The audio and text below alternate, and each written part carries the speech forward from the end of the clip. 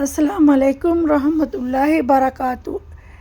இன்றைக்கு நான் ஸ்பெஷலாக ஒரு ரெசிபி செய்ய போகிறேன். என்னென்னு தெரியுமா? பீட்சா மாவில் நம்ம எத்தனை ஐட்டம் செய்யலாம். அந்த மாதிரி ஈஸ்ட்டும் தண்ணியும், ஒரு டேபிள் கரண்டி சீனி, ஒரு டேபிள் கரண்டி உப்பு, 3 டேபிள் கரண்டி பால் பவுடர் இல்லாட்டி தயிர் போட்டுக்கொள்ளலாம், ஒன்றும் பிரச்சனை இல்லை. இல்லாட்டி யோகட் போட்டுக்கோங்க. அதுவும் இல்லாட்டி லெமன் போடலாம். கொஞ்சோண்டு எண்ணெய் நிறைய ஊற்றக்கூடாது. 2 டேபிள் கரண்டி எண்ணெய் தான் நான் இதில் ஊற்றிருக்கிறேன். அதே 1 டேபிள் கரண்டி பட்டர், தண்ணி, இதெல்லாம் கொஞ்சம் கலக்கி போட்டு அதில் நான் 1 கிலோ மாவு நான் இப்போ செய்ய போகிறேன். 1 கிலோ மாவுக்கு நிறைய ஐட்டம் வரும், நிறைய சாப்பாடு வரும். நான் இப்போ மிஷினில் தான் இந்த மாவை பிணைஞ்சு எடுக்கிறேன். மிஷினில் பிணையும் போது நல்லா சாஃப்டாக வரும். ஆனால் மிச்சம் டிக்காவும் இல்லாமல், மிச்சம் லூஸாகவும் இல்லாமல், இந்த சப்பாத்தி செய்கிற பதத்துக்கு அதையும் கூட கொஞ்சம் லூஸாக நம்ம இந்த மாவை கொஞ்சம் பிணைஞ்சு எடுத்துக்கணும். இப்போ கொஞ்சோண்டு சாடை எண்ணெயை மேலே போட்டு தடவிட்டு நான் இப்போ எண்ணெய் கொஞ்சம் பொங்க வைக்க போகிறேன். கிளைமேட் நம்மளுக்கு ரொம்ப சூடாக இருந்துச்சு அப்படி சொன்னால் ஒரு 1/2 hour போதும், பொங்கி வந்துடும். இது இங்கே ஏசி இருக்குது, கூதல் சீசன், அதனால் நான் 1 hour வச்சுருக்கிறேன். 1 hour கூட நல்லா பொங்கி வந்துருச்சு. இப்போ நம்ம ஒரு சப்பாத்தி சுடுற அளவுக்கு மாவு எவ்வளோ எடுப்போமோ அதை விட கொஞ்சம் பெருசாக நம்ம அந்த மாவை ஒவ்வொரு இதாக உருட்டி அதில் வச்சிடணும். அதில் நல்லா மாவு பிரட்டி வச்சுட்டுங்க, எண்ணெயை பிரட்டி வைக்கக்கூடாது. ஏன்னா நம்ம இதை ஒரு முக்கோணம் மாதிரி மடித்து நம்ம 3 மூளைக்கு ஒட்டும்போது அது நம்மளுக்கு ஒட்டுப்படாமல் போய்த்துரும். அதனால் நான் எண்ணெய் இல்லாமல் மாவில் மட்டும் செஞ்சு வச்சுருக்கிறேன். ஹட்டோக்கு நான் 2 பக்கெட் அவிய போட்டுக்கிறேன். அதில் 20 பீஸ் இருக்குது. கொஞ்சமாக எண்ணெய் ஊற்றுங்க. வெங்காயம், பச்சை மிளகாய், இஞ்சி, பூண்டு, குடமிளகாய், இது எல்லாத்தையும் அதில் போட்டு 100க்கு 100 வீதம் நம்ம அதை சமைக்கக்கூடாது. அதை நம்ம 50%, 50 வீதம் தான் நம்ம அதை சமைக்கணும். நல்லா வதக்கிட்டு அதில் மிளகுத்தூளும் கொஞ்சோண்டு மிளகாத்தூள் அது மட்டும் போட்டுட்டு, நான் 2-3 தரம் போட்டுக்கிறேன் தானே, அது மிளகாத்தூளும் மிளகுத்தூளும் மட்டும்தான். மஞ்சத்தூள் போடக்கூடாது, கலர் மாறிடும், மஞ்சள் ஆகிரும். மற்ற மசாலா இது சரி இருந்தால் போடுங்க, ஆனால் கலர் வரக்கூடாது. நான் சீரகமும் கொஞ்சம் போட்டிருந்தேன். இதில் 1 கப்பு குக்கிங் மில்க் நான் போட்டிக்கிறேன். அதில் அதே மாதிரி பால் ஊற்றிருக்கிறேன். பால் ஒரு 1.5 கப்பு நான் ஊற்றிருக்கேன். இதுக்கு கோன் பவுடர் 1 டேபிள் கரண்டி போட்டுக்கிறேன். இப்போ அரைச்சி வச்ச கட் பண்ணி வச்சுருந்த ஹட்டோக்கில் நான் அரைவாசை தான் போட்டுக்கிறேன். அரைவாசியை எடுத்து வச்சுருக்கிறேன். ட்ரேயை கொஞ்சம் தூசி இருக்கும், நல்லா தொடச்சி விட்டு போட்டு அதில் கொஞ்சம் எண்ணெய் ஊற்றி நல்லா தேய்ச்சி விடுங்க. ப்ரெஷ்ஷால் தான் தேய்க்கணும். எனக்கு இப்படி தேய்க்கிறது சேஃப்டி ஆட்டணும், நல்லா சீக்கிரமாக முடிஞ்சிடும். அந்த மாதிரிக்கு டைம் இல்லாததுனால சீக்கிரமாக செய்ய போகிறேன். இப்போ கேமரா பிடிக்கிறதுக்கு ஒத்தரும் இல்லை.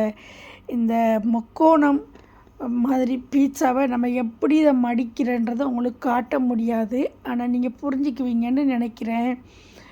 இதை ஒரு பெரிய சப்பாத்திர சைஸ் ஒன்றுக்கு ஒரு ஸ்மால் சைஸில் சப்பாத்திர சைஸுக்கு நான் இந்த மாவு கொஞ்சம் உருட்டி எடுக்கிறேன். இங்கே பாருங்கள், மாவு ரொம்ப மெலிசாகவும் இல்லாமல் ரொம்ப தடிப்பவும் இல்லாமல் ஒரு அளவுக்கு நான் இதை எடுத்துருக்கிறேன். இதில் சைட்டில் ஹட்டோக்கும் சீஸும் வச்சு அது 4 பக்கமும்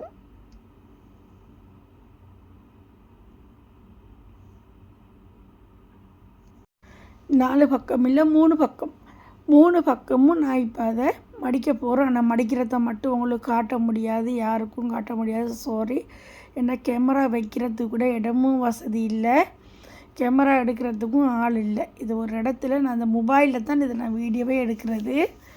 நான் ஒரு இடத்துல வச்சுட்டு தான் உங்களுக்கு இதை செய்கிறேன். நான் மடித்து முடிச்சுட்டு ட்ரேயில் வச்சதுக்கு பிறகு நான் உங்களுக்கு நல்லா காட்டுறேன் இதை எப்படி நான் மடிச்சிருக்கிறேன் அப்படின்ட்டு சொல்லிட்டு. மிச்சம் இல்லை, 1 சுற்று 2வது சுற்று, அவ்வளவுதான். இன்னும் ஓரமாக சும்மா தடிப்பமாக மாவை வச்சோம்னு சொன்னால் அதில் ஒரு டேஸ்ட்டும் இருக்காது. அதனால் நான் உள்ளுக்குள்ளே சீஸும் ஹட்டோக்கும் வச்சு சைட்டெல்லாம் கொஞ்சம் தடிப்பமாக சுற்றி எடுத்திருக்கிறேன். 3 பக்கமும் அதே மாதிரி சுற்றி எடுக்கணும். இது 4ஆம் பக்கம் கூட செய்யலாம். நான் வந்து 3ஆம் பக்கம் மட்டும்தான் செஞ்சுக்கிறேன். முக்கோணத்தில் செய்யும்போது அப்படி முக்கோணமாக பெருசாக தான் இருக்குது. அதுக்கப்புறம் நானே கட் பண்ணிடுவேன். கட் பண்ணுறதையும் உங்களுக்கு காட்ட முடியலை. அந்த வீடியோ கொஞ்சம் டிலேட் ஆகிட்டு எனக்கிட்ட. இதுக்கு மேலே கறி வைக்கிற வீடியோவும் டிலேட் ஆகிட்டு. கறி செஞ்ச வீடியோ உங்களுக்கு இருக்குது. கறி வைக்கிற வீடியோ வந்து மேலுக்கு கறி வைக்கிற வீடியோ வந்து டிலேட் ஆகிட்டு நினைக்கிட்டேன். அதனால் உங்களுக்கு காட்ட முடியலை.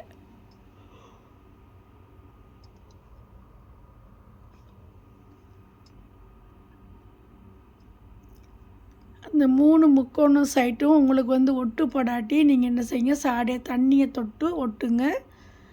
எண்ணெய் இல்லாமல் அந்த மாவில் நீங்கள் வேலை பார்க்கணும். எண்ணெயை தொட்டு வேலை பார்த்தீங்கன்னு சொன்னால் சைட்டெல்லாம் ஒட்டாது. பிறகு வெந்ததுக்கு பிறகு எல்லாம் சைட்டு 3ம் பிரிஞ்சு வந்துடும். அதே மாதிரி இப்போ நான் எல்லா மாவையும் விரித்து எடுத்துட்டு இதே மாதிரி முக்கோணமாக செய்ய போகிறேன்.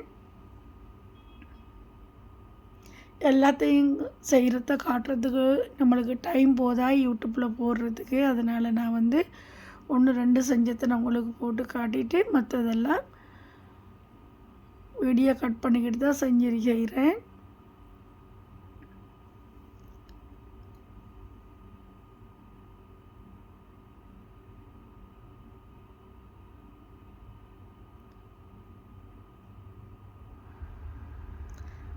எத்தனை ஐட்டம் செய்யலாம், இதில் நிறைய ஐட்டம் செய்யலாம். நான் 2 டிசைனும் ஐட்டமும் செஞ்சு தரேன். இந்த மாவில் இதே மட்டும்தான் வச்சு செய்யணும் அப்படின்ட்டு இல்லை.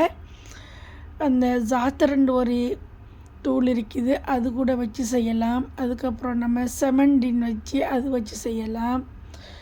அதுக்கப்புறம் முட்டையை நல்லா நம்ம சுண்டி எடுத்து அதை கூட இதே மாதிரி வச்சு செய்யலாம். மேலே கொஞ்சம் சீஸ் தூவிட்டு இங்கே பாருங்கள் இதே மாதிரி செஞ்சுருக்கிறேன்.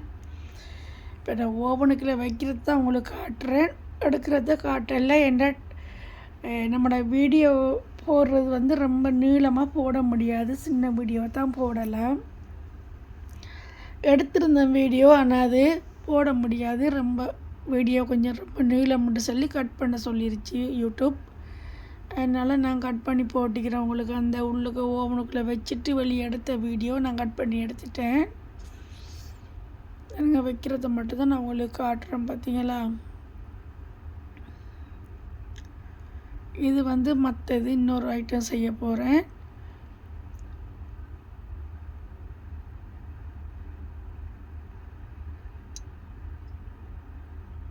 இதுக்கு மேலால் சாடைய முட்டையும் தடாவிட்டு கொஞ்சம் எள்ளும் நம்மளுக்கு வந்து கரிஞ்சீரகம் இருந்தால் கொஞ்சம் மேலே தூவிட்டு அதையும் ஓவனில் வச்சு எடுத்துடணும். இங்கே பாருங்கள், அதை தூவிட்டு வச்சு எடுத்துருக்கிறேன். இப்போ இதை கட் பண்ணி உள்ளுக்கரைக்கு உங்களுக்கு காட்டுறேன் பாருங்கள். செம்ம டேஸ்ட்டாக இருக்கும். நம்ம ஹோட்டலில் வாங்குறதெல்லாம் அதெல்லாம் ஒரு சாப்பாடே இல்லை. இது தான் சாப்பாடு. நீங்கள் திண்டு பாருங்கள், எவ்வளோ சாப்பிட்டாலும் நம்மளுக்கு அழுக்காத ஒரு சாப்பாடு இந்த சாப்பாடு தான். இதை கட் பண்ணி வச்சுக்கிறேன்னா பெருசாக தான் செஞ்சுருந்தேன். 2 2ஆக கட் பண்ணிக்கிறேன். அந்த முக்கோணமாக செஞ்சதையும் பாருங்கள் 3க்கு கட் பண்ணி வச்சுருக்கிறேன். நான் 3 துண்டாக கட் பண்ணி வச்சுருக்கிறேன்.